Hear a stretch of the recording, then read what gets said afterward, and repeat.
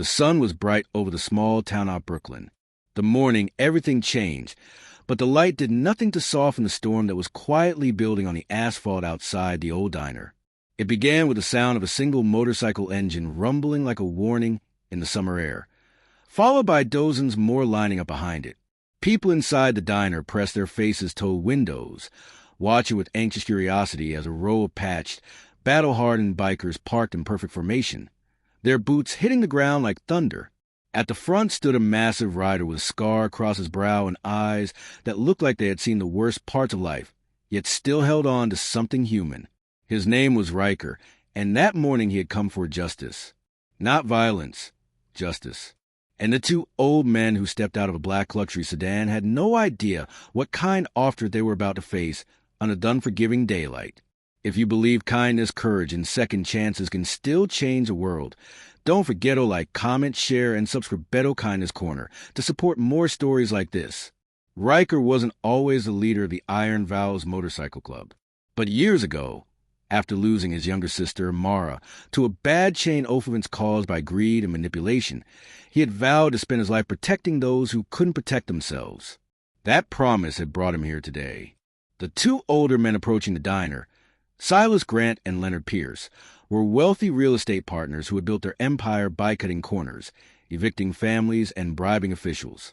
Their latest target was a small community shelter run by a widow named Rosa, who had been fighting to keep her doors open for the kids and elderly people who depended on her.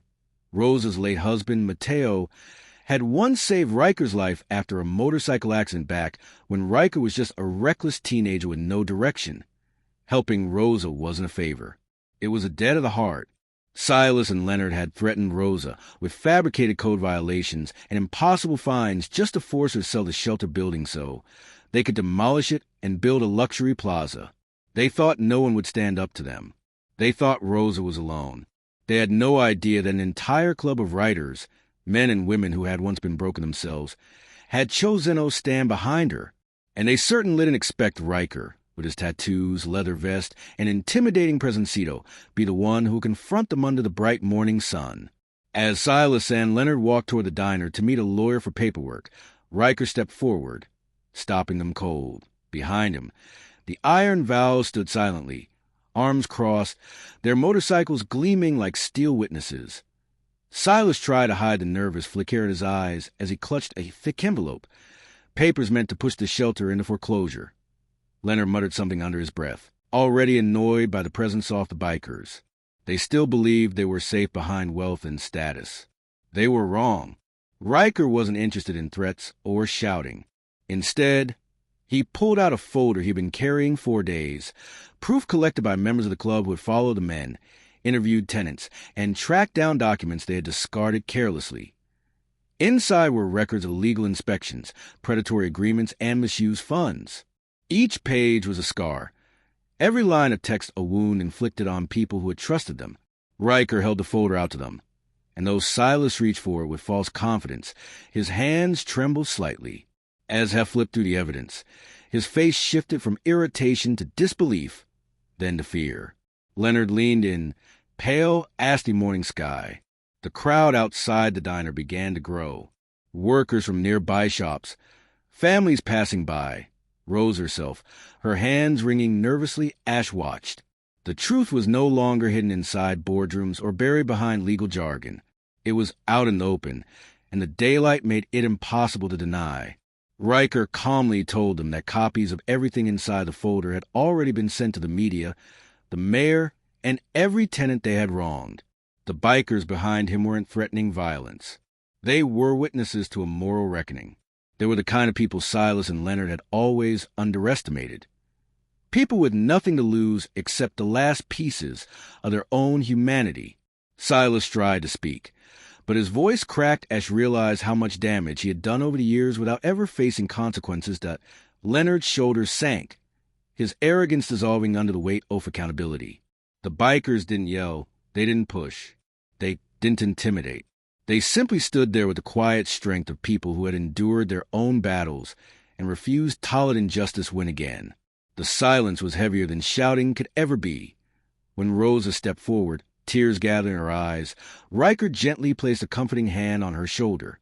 Silas and Leonard, suddenly stripped of their power, found themselves looking at the faces of the very people they had tried to hurt. The shame hit them harder than any fist ever could, and for the first time they seemed genuinely remorseful in front of the entire town. They agreed to withdraw their claims, restore Thessalder's funding, and submit to the investigations that would hold them accountable. As the sun rose higher, warming the pavement beneath everyone's feet, something remarkable happened. Silas and Leonard didn't flee. They didn't argue.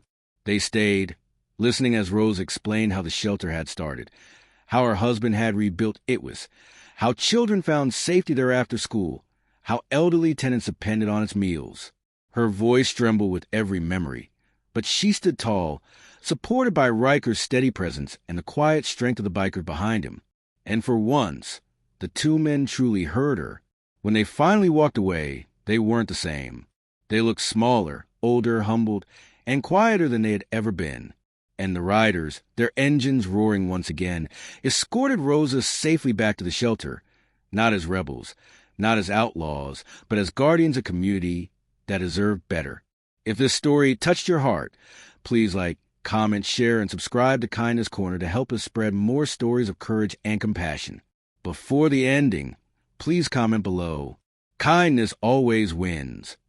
With the town watching, with daylight revealing every truth that had once lived in the shadows, the biker gang didn't just teach two corrupted old men a lesson.